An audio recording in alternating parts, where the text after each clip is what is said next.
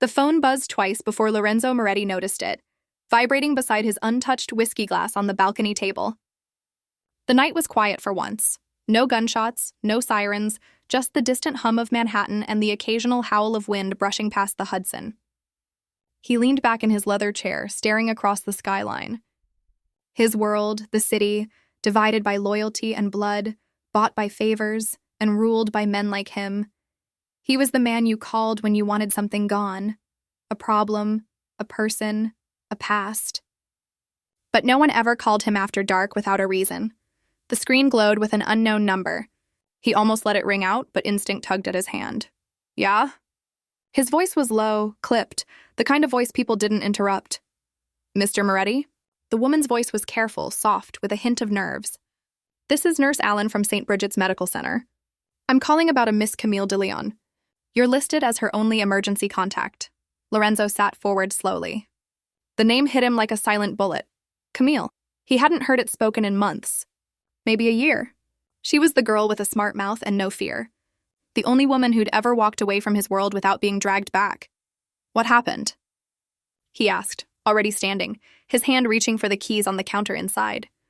She collapsed in her apartment. A neighbor called it in. She's stable for now, but unconscious. We're running tests to determine the cause. The problem is, the nurse hesitated. She has no listed family. You're the only one we could reach. He didn't answer right away. His fingers curled tight around the phone. Camille had once sat across from him in this very apartment, legs tucked under her, arguing about the ethics of his world while he poured wine. That was before she disappeared from his life without a word, just one day gone. I'll be there in 30, he said finally, already moving. He didn't take his usual car, nor his driver. Tonight didn't call for the usual protections. No backup, no muscle, just him. St. Bridget's was in the East Village, too clean, too bright. The kind of place he rarely stepped into unless there was a body he was claiming or silencing. At the ER reception, he felt out of place in his tailored coat and dark dress shoes, while the woman behind the desk looked at him like he'd walked in from another world. She was right, Lorenzo Moretti, he said. I got a call about Camille de Leon. The nurse nodded quickly. Yes, of course. Please, come with me. He followed her down the corridor lined with cheap art and faint smells of antiseptic. At the end of the hall, in a dimly lit room, Camille lay still under pale blue sheets. Tubes ran from her arms. Her usually golden skin looked sallow under the hospital lights. Her dark curls were a mess around her face. She looked breakable. Lorenzo froze in the doorway. Something twisted in his chest. This wasn't the woman he remembered, sharp-tongued, independent, always wearing that defiant look in her eyes like the world didn't scare her. What happened to her? He asked, voice quieter than usual. A doctor stepped in beside the nurse. Dr. Kamari, we're not sure yet. She was malnourished, dehydrated, and had a dangerously low blood pressure reading. We've stabilized her, but we're concerned about a number of things. Like what? The doctor glanced at her chart. There are signs she's been under severe stress, possibly overworking. Maybe trauma? No drugs in her system. No alcohol. But she hasn't been eating. Her body's been shutting down for a while. Lorenzo's jaw tightened. The Camille he knew wasn't fragile. But maybe he didn't really know her at all. She left, he said after a moment, more to himself. A year ago. Never said why. No contact since. The doctor's brow furrowed. Are you her partner, family? He hesitated. I don't know what I am. Well, you're her only contact on file. That says something. Lorenzo stepped inside the room slowly, stopping beside her bed. He didn't touch her. Just looked. She used to read poetry on his balcony. Used to fight with him over the kind of people he protected. She never asked for money, never took gifts. She didn't belong in his world, and she knew it. Maybe that's why she left. Maybe that's why she never came back. But why now? Why collapse in silence? Why him? The beeping from the monitor pulsed like a quiet metronome, steady and relentless. Lorenzo hadn't moved from the chair since he sat down over an hour ago. He'd canceled every meeting, ignored every call. Even when his consigliere Tony Viscari texted, "We got a problem in Jersey," he simply replied, "Handle it." I'm occupied. Because he was occupied by the woman in the hospital bed who had once left his life like a ghost, and who had written his name down as her only lifeline. He stared at her face. It was thinner than he remembered. hollow under the cheekbones. She looked tired. Not the kind of tired that sleep fixed, but the kind worn into a person's bones. His mind churned. Camille didn't just vanish a year ago. She disappeared. She hadn't touched a cent of the money he'd left her when she walked. Her apartment lease had changed, no social media, nothing traceable. He'd let her go, telling himself that was what she wanted. But something never sat right. A tap on the glass door pulled him back. Nurse Allen stepped in again, carrying a small Ziploc bag. These were with her, she said, handing it over. Phone, wallet, a notebook. Lorenzo took the items in silence. Camille's phone was old, screen cracked. The wallet was nearly empty. No credit cards, just an ID, some cash. The notebook was worn, the pages curled at the edges. He opened it. The first few pages were full of scribbled poetry. Camille's handwriting, tight, impatient, looping. But as he flipped further, something changed. Dates, doctor names. Appointment times, medical terms he didn't recognize. Iron infusions, abdominal mass, CBC abnormal. The final entry, 2 weeks ago, was just a single sentence written in shaky ink. Still no answer. Running out of time. He closed the notebook slowly, dread curling low in his gut. His phone buzzed again. Tony. He ignored it, until it buzzed again. Tony. Boss, there's something else. You told me to keep tabs on Camille after she left? Lorenzo's heart stuttered. He had ordered it, quietly, from a distance. A man like him didn't not keep tabs. He called immediately. What did you find? He asked, voice sharp. Tony's voice came through gravel rough. Took some digging. She changed names in a few records. Went by Camille Leon for a while. But last 6 months? She's been off-grid. Working cash under the table at some busted diner in Queens. She's got a medical file trail, though. Started seeing a specialist back in April. Referred to a cancer center in July. Lorenzo's stomach dropped. Cancer? Looks that way. But there's more, boss. Spit it out. Tony hesitated. You're not her only emergency contact. Lorenzo froze. What? She listed someone else months ago. A guy, Elias Romero. Then suddenly he's removed. Your name goes back on. I checked Romero, ex-con. Served 5 years for trafficking. Got out 3 years ago. Word is, he's been seeing Camille. Or at least was. The notebook's last sentence rang in Lorenzo's head like a gunshot. Still no answer. Running out of time. His jaw clenched. Find Romero, he said coldly. Alive. When the call ended, he looked back at Camille, his fingers tightening around the notebook. She'd been with someone else. She'd been sick. And she hadn't called him until she had no other choice. That should have made him angry. It did in a way, but beneath the anger was something else. A cold, creeping sense of failure. Camille had vanished from his world and nearly died in silence, and now he was the only one left. He stood and stepped closer to the bed. Her fingers twitched slightly, a muscle in her jaw jumping as if she were dreaming. You stubborn girl, he muttered, brushing a curl back from her forehead. You let a piece of trash take care of you instead of me? But she hadn't even let him. She hadn't let anyone. The door opened behind him. It was Dr. Kamari again. Her expression unreadable. We need to talk, she said. In private. Lorenzo followed her to a quiet room just outside the ER. The kind reserved for the kind of news that made men cry. She has a tumor, the doctor said calmly. We believe it's malignant. Located near the pancreas. That explains the weight loss, the collapse, everything. He felt the weight of those words slam into him like a brick wall. She didn't tell us. She's been delaying appointments, refusing follow-up. This collapse may be the only reason she's still alive. She refused? He said, confused. Why? We suspect cost, fear, or maybe... She paused. Maybe she just didn't think anyone would care. He swallowed hard. She was wrong. He turned to the nurse. What happens now? We keep her for observation. But if she doesn't wake up soon, we'll need to consider further tests. Do you know if she has a medical history? Any conditions? No idea, he said. I was never allowed that close. The nurse gave him a long look. Then maybe it's time you got closer. As the night dragged on, Lorenzo didn't leave her side. The underbosses could wait. The territory disputes, the money drops, the secrets and sins, they could all burn for one night. Because Camille de Leon, The woman who once told him she never needed saving had written his name on that hospital form, and that meant something. It had to. Form, and that meant something. It had to. The elevator doors opened with a slow ding, and Lorenzo stepped back onto Camille's hospital floor, mind racing. The tumor, the lies, Elias Romero. It was all starting to form a picture, but the image was still half-shadowed, and he hated being left in the dark. She hadn't trusted him enough to call. Not until there was no one else. That stung in ways he wasn't ready to admit. Back in her room, she was still unconscious. Her lips were dry, her skin pale, but she looked a little less fragile. A little more alive. The IVs pumped quietly, machines blinking around her like some artificial heartbeat keeping her tied to this world. Lorenzo sat again, leaned forward, and watched her like he was trying to memorize every inch.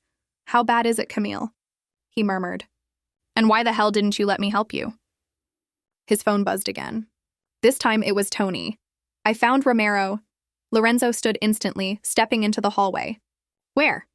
"Crashing in some dump above a bodega in the Bronx. Real bottom feeder setup. Looks like he's been on something lately. Twitchy, paranoid, real cagey." Lorenzo's voice turned to ice. "Did he know she was sick?" Tony hesitated. He knew. "Told me she stopped showing up weeks ago." Said he figured she bailed. "Didn't even try to check." Lorenzo stared out the hospital window, hands clenched. "And boss," Tony added, voice tight, "he said something weird. Said she was carrying something valuable before she went under. A flash drive. Said some people were asking about it. Hard people. Out-of-town types." That stopped Lorenzo cold. "A drive?" "Yeah, wouldn't say what was on it. But he seemed scared. Said she hid it before she cut him off. Might be why she went into hiding." Lorenzo's jaw locked. Camille hadn't just been sick. She was in trouble. Serious trouble. And she hadn't told a soul, because Camille didn't trust easily. Not even him. "I want Romero watched," he ordered. "Nobody touches him until I say. If anyone else starts asking questions, I want to know before they even breathe in this city." "You got it, boss." Lorenzo hung up and looked back at Camille through the glass. Suddenly, her collapse didn't look like an accident anymore. It looked like a warning. She had something someone wanted, and she'd been smart enough to keep it hidden. But now she was vulnerable, and if anyone came looking, they'd come here. He stepped back inside and sat down again, staring at her notebook still tucked in his coat pocket. Her secrets were unraveling fast, and he hated that he was only just now catching up.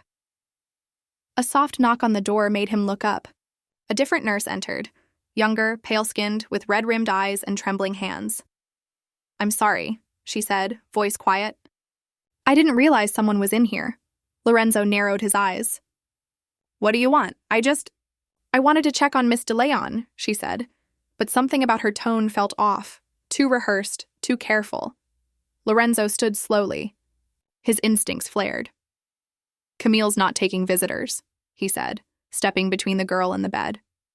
"Who sent you?" She flinched slightly, eyes darting to the machines, then to Camille's wrist. Then she smiled, but not the warm kind. The smile didn't touch her eyes. "I'll come back later." She left too fast. Lorenzo's blood turned cold. That girl wasn't a nurse. She didn't even glance at the chart or check vitals. She was looking for something, or someone. He stepped into the hallway just in time to see her round the corner. He followed. But by the time he reached the end of the hall, she was gone. No trace. No badge. No nameplate on her scrubs. Nothing. The walls closed in around him. This wasn't just illness anymore. This was survival. And Camille was unconscious in a hospital bed, unable to defend herself, which meant it was his job now. He pulled out his phone. "Tony, get 2 men on this hospital now." "Quiet ones. I want eyes on every floor, especially Camille's room. That girl, the fake nurse, she's not alone." Tony didn't even question it. "Understood." Lorenzo hung up and returned to her room, locking the door behind him. He pulled the chair closer this time, sat down, stared at her sleeping face. "You dragged me back into your storm, Camille," he muttered. "Whatever you're mixed up in, it's mine now too." He didn't know yet what was on that drive, but someone wanted it badly enough to fake a nurse's uniform. And if they came back, they'd learn the hard way that you don't come for the only woman who ever walked away from Lorenzo Moretti.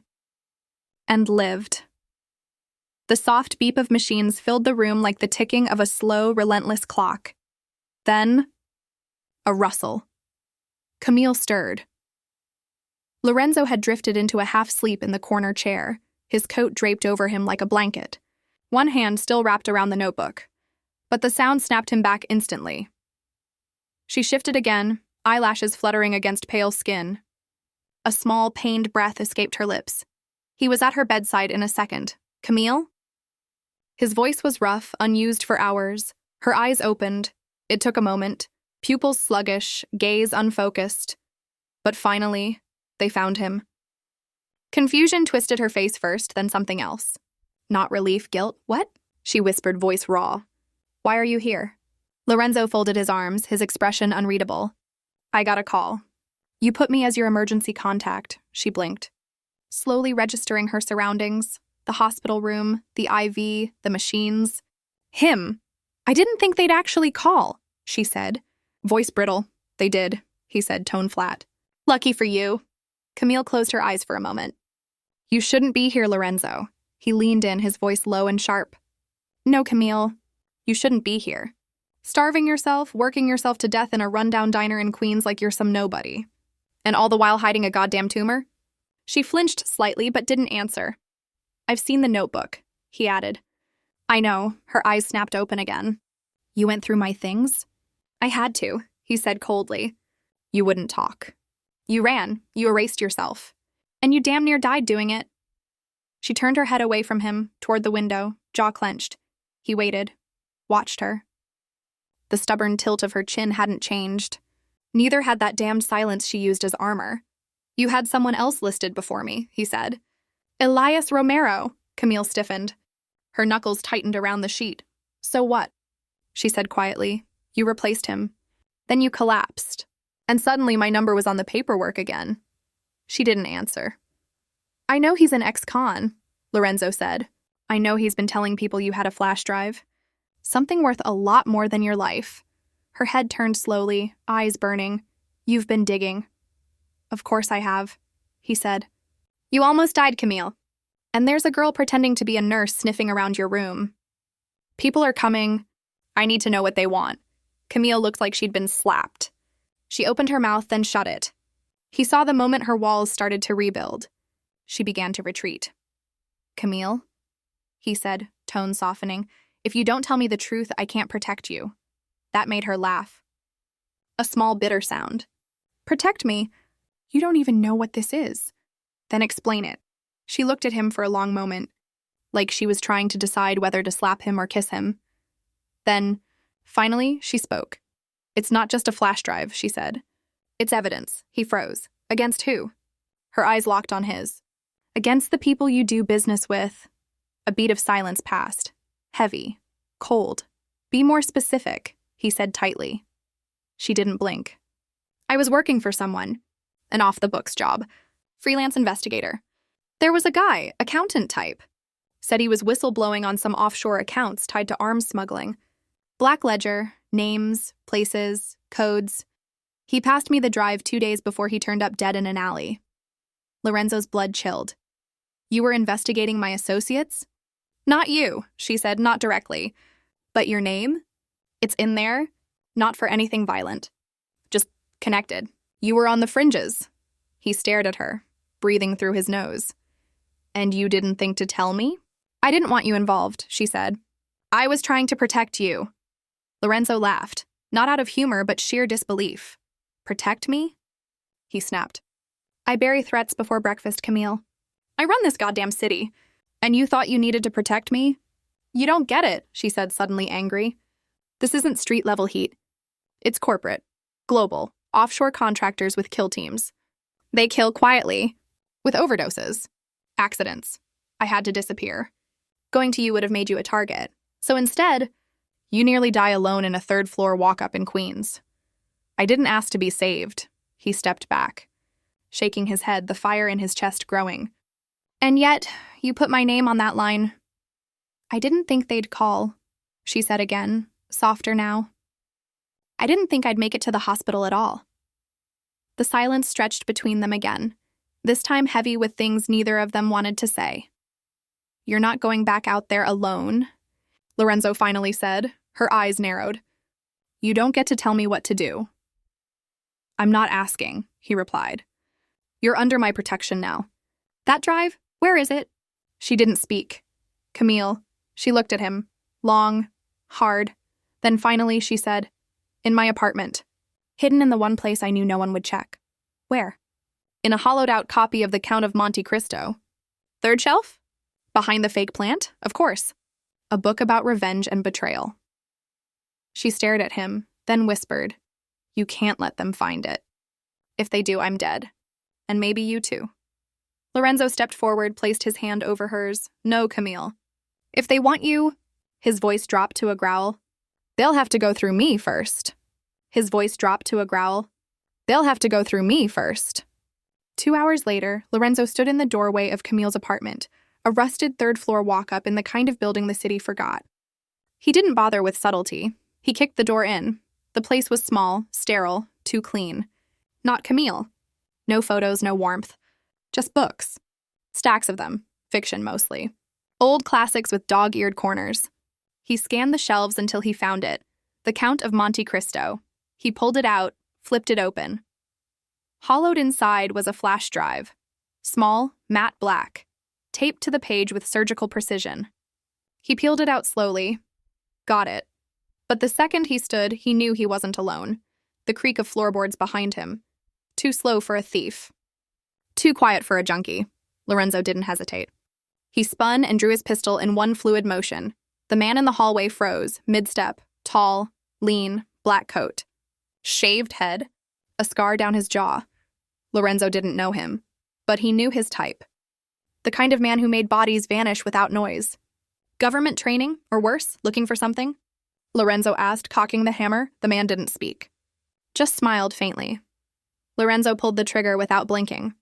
One shot. Shoulder. Just enough to drop him. The man collapsed with a grunt, but no scream. That alone told Lorenzo everything he needed to know. This wasn't his first time bleeding. He walked over, gun aimed at the man's head. "Who sent you?" The man just smirked through gritted teeth. "You're already dead, Moretti. You just don't know it yet." Lorenzo kicked him unconscious. Then he called Tony. "Get this apartment cleaned up." There was a tail. Might be more. "I've got the drive. And Camille?" "She's not safe. Not in that hospital." He didn't wait for a reply. 20 minutes later, Lorenzo burst back into the hospital like a storm in a suit. The hallway outside Camille's room was empty. Too empty. No nurses. No chatter. Just silence. His pulse spiked. He pulled his pistol beneath his coat and approached slow. Eyes scanning. The door to Camille's room was ajar. Inside, 2 nurses stood by her bed. But neither looked familiar. One of them was reaching for the IV line. The other, his hand inside his coat.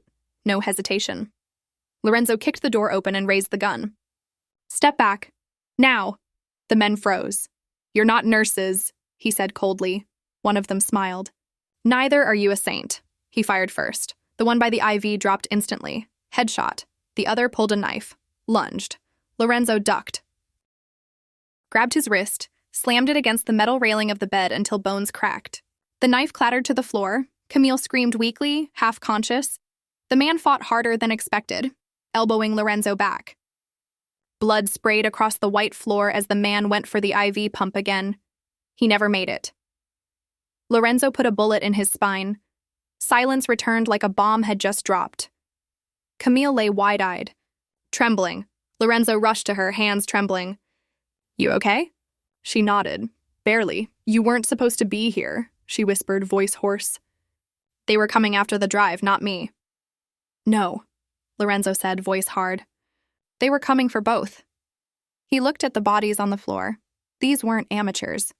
They weren't Elias Romero's friends. These were professionals, cleaners, and that meant something far worse. Someone powerful wanted Camille gone quietly. He glanced at her, then reached into his coat, pulling out the flash drive. "You better pray what's on this is worth the blood it's already cost." She looked up at him, pale and scared, but not surprised. "I think," she whispered, "it's only just begun." Back at Lorenzo's private safe house, A luxury high-rise off Central Park with no listed address, no doorman, and walls thick enough to muffle screams, Camille slept under sedation. Dr. Perez? His private physician had hooked her up to fluids, blood work and monitoring. Her vitals were stable, but barely. The stress, the attack, the untreated tumor, her body was breaking down fast. You got maybe a few days before her system says enough, Dr. Perez warned, stripping off gloves. If she doesn't start treatment soon, she won't make it. Lorenzo nodded but didn't answer. His attention was on the small laptop in front of him, where the decrypted contents of the flash drive were slowly unfolding, line by damning line, encrypted spreadsheets. Email threads. Transaction logs, bank accounts offshore, shell corporations traced through Cyprus, Malta, Panama fake charities, weapons manifests, and then the final file, a video. Lorenzo clicked it. The grainy security footage played on the screen. A timestamp. A warehouse. 4 men in suits gathered around crates. One of them had a scar across his cheek. The other, standing front and center, giving the orders, was Tony Vescari, Lorenzo's consigliere. His right-hand man, the man who'd grown up on the same streets, who had taken a bullet for him once, who'd been at his mother's funeral, and now, there he was, smuggling arms through Lorenzo's own supply chain, laundering money, signing off on hits, without permission, behind his back, and worse, the funds were being funneled to a splinter faction in Eastern Europe. A rogue group that even Lorenzo wouldn't deal with. No code, no lines. Just chaos. His hand curled into a fist around the whiskey glass until it cracked. The laptop kept playing, the voices faint but audible. We move the final shipment next week. Moretti doesn't know a thing. By the time he does, the glass shattered in Lorenzo's hand. He stood slowly, breathing hard. Tony. The man who told him Camille was being followed. The man who'd found Elias. The one who arranged the cleanup at her apartment. He was never covering her tracks. He was removing them. And that meant the attempt on Camille's life at the hospital? The fake nurse? The 2 men he'd gunned down? All of that? Tony's doing, from inside his circle. Lorenzo's world didn't tilt. It flipped. He turned and looked at Camille, sleeping fitfully under sedation. Her pulse beeped slow on the monitor, her skin still too pale, too thin. She'd tried to protect him.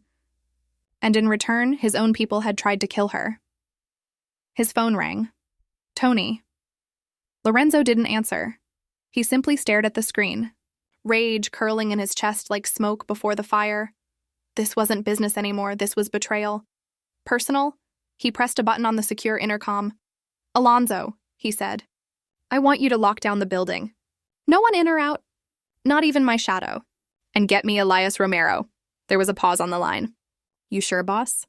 Word is Romero's been picked up. Picked up by who? Some private contractor types. Not NYPD, black SUVs. Quiet exit. Lorenzo's jaw clenched. They're trying to tie up loose ends. And Camille? He looked back at her, lying in his bed, attached to wires and fluids. So small, yet so impossibly defiant. She's the one thing they didn't finish. Another pause. What do you want me to do? Lorenzo didn't hesitate. We're going hunting. He hung up, walked to Camille's side, and sat down. Her lips moved slightly. She was trying to speak Camille, he whispered, leaning in, her eyes fluttered open. Barely. I'm sorry, she breathed. I should have told you sooner. You tried to protect me, he said, gently brushing a strand of hair from her face. But it's me who should have protected you. She tried to smile, but it hurt too much. Tony, she whispered.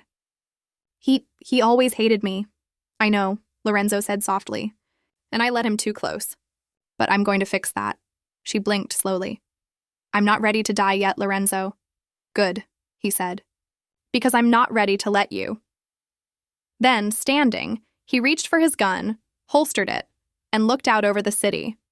For years, he had built his kingdom on loyalty and fear. But now that loyalty had cracked, and the only person who'd never asked for power, never took a dollar from him, had nearly been erased to cover someone else's greed. That wasn't business. That was war. That was war. The warehouse in Red Hook reeked of gasoline, old wood, and fresh betrayal.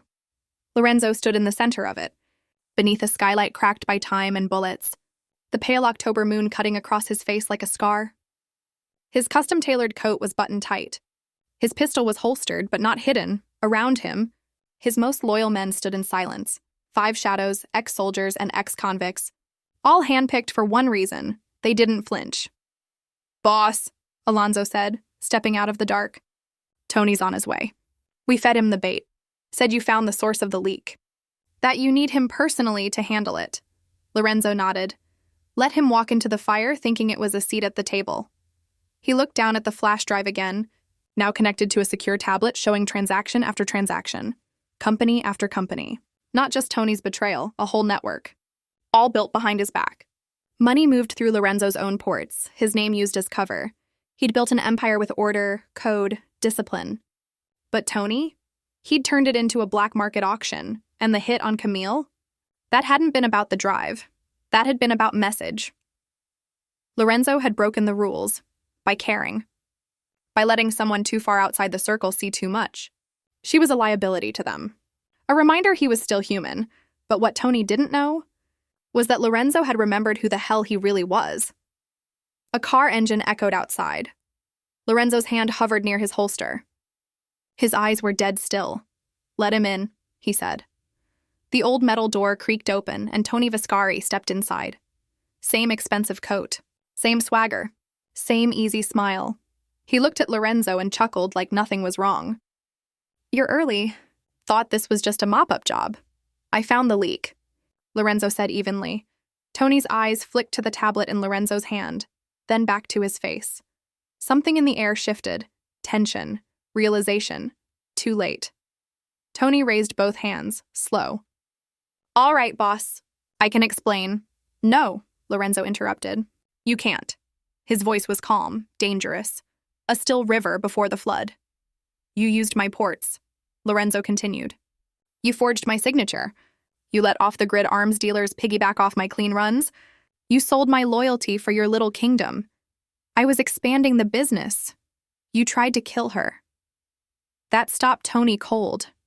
Lorenzo's voice dropped to a whisper. "She was mine to protect.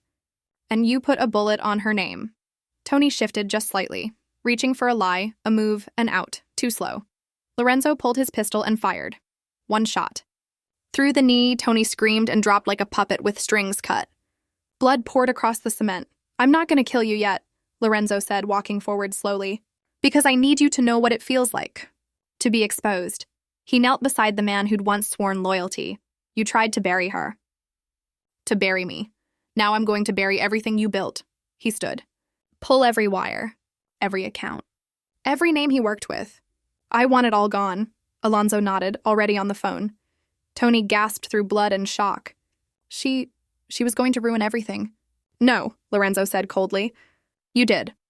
He turned and walked out, boots echoing on cement. Back at the safe house, Camille had woken again. Dr. Perez had given her something stronger. Pain relief, but not so much that she couldn't speak. She lay propped up in bed, pale but lucid. When Lorenzo entered, she looked at him with something that hadn't been there before. Fear. Not of what was happening, but of him. "I heard the elevator," she said quietly. "I handled it." Her eyes searched his. "What does that mean?" "It means Tony won't be coming near you again." Silence. She looked down at her trembling hands. "You killed him." "No," he said. "Not yet." More silence. "Camille," he said after a long beat, "I need you to understand something." He sat beside her, careful, calm. "I don't care what's in that flash drive anymore. I don't care how deep the betrayal goes. I don't even care if it burns down half the city." She looked at him. "Unsure. I care about you."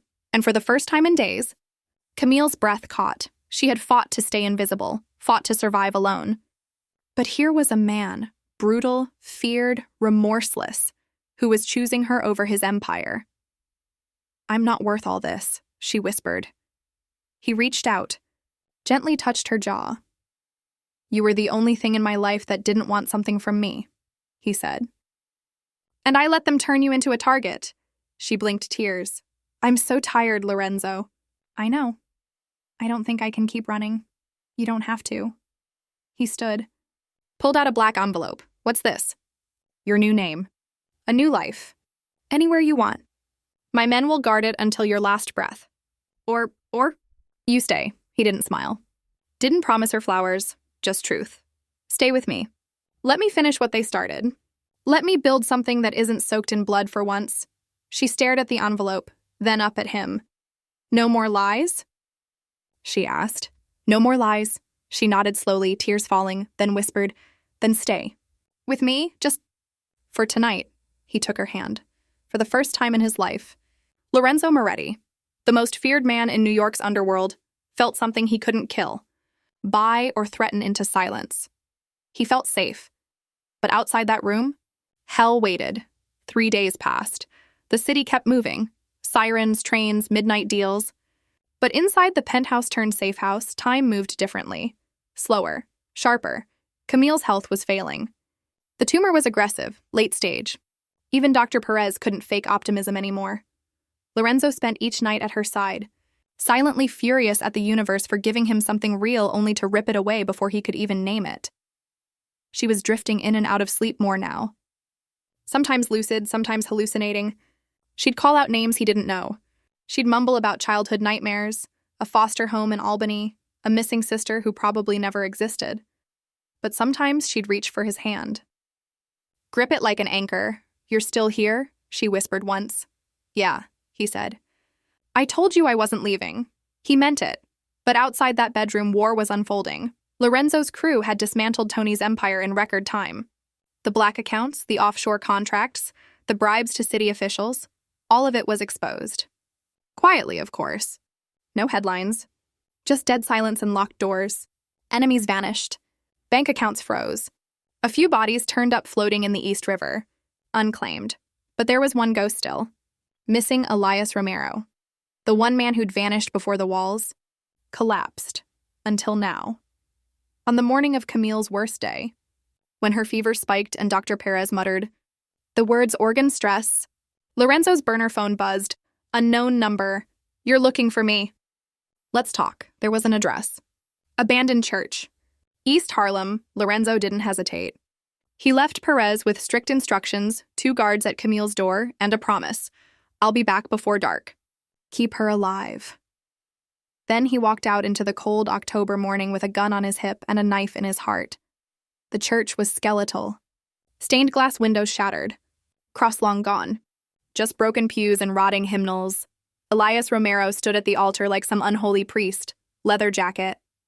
Scar above his eye. Eyes that had seen too much. He didn't reach for a weapon when Lorenzo entered. Just smiled like the devil greeting an old friend. Didn't think you'd come alone, Elias said. I'm not alone, Lorenzo replied. I brought a promise. What's that? That if you lie to me once, I put 2 in your legs and 1 in your mouth. Elias laughed. There's the Moretti I remember. I want the truth, Lorenzo said, stepping closer. All of it. Why did you disappear? Why Camille? And who gave the kill order? Elias tilted his head. You still think Tony was the boss behind all this? Lorenzo narrowed his eyes. What are you saying?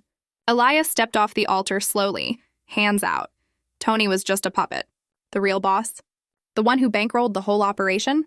It was Camille. Lorenzo blinked. Bullshit. No, not like you think. She didn't do it for power. She did it to take you down. Lorenzo's blood turned to ice. You're lying. Elias smirked. She came to me last year. Said she wanted to expose Mitchell Harbor. Your cleanest operation. She'd traced the weapons contracts. The bribes.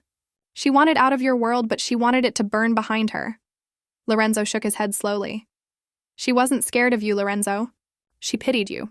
You're wrong, he said, pulling the gun. She ran to me when she was dying. She ran because Tony found out, Elias said calmly. She didn't know the rules. She thought you'd understand. But she was playing a game built on betrayal. And the moment Tony saw her as a threat, she became collateral. Lorenzo's finger twitched on the trigger. You didn't protect her, Elias added. You were too busy protecting your throne. Bang. 1 shot. Lorenzo didn't aim for the chest, just the leg. Elias dropped like a puppet cut loose. Screaming, blood pouring. You talk too much, Lorenzo muttered, stepping over him. She never wanted to destroy me. She wanted to save me. There's a difference, Elias gasped, laughing through the pain. You really think she didn't hate you? She saw everything. I don't care what she saw, Lorenzo growled. She's the only one who ever looked at me and saw something worth saving. And now I'm going to save her, even if I have to kill God to do it. Lorenzo arrived back at the penthouse just past sunset. The room was quiet, too quiet. He walked in fast, saw Dr. Perez packing supplies, shaking his head. She's slipping. He didn't stop to ask. He went straight to Camille's side. Her eyes were barely open. I came back, he said. Sitting on the edge of the bed. Liar, she whispered, lips dry. I was dreaming you were gone. I was, he said. But I shot someone on the way, so I think I'm back now. She tried to smile. Failed. Am I dying? She asked softly. He swallowed hard. Not today.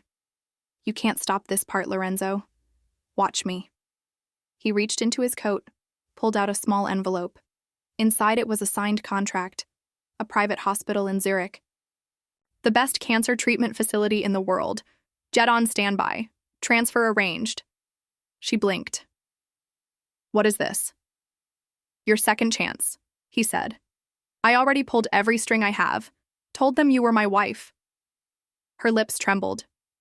You did what? Don't argue, he said gently.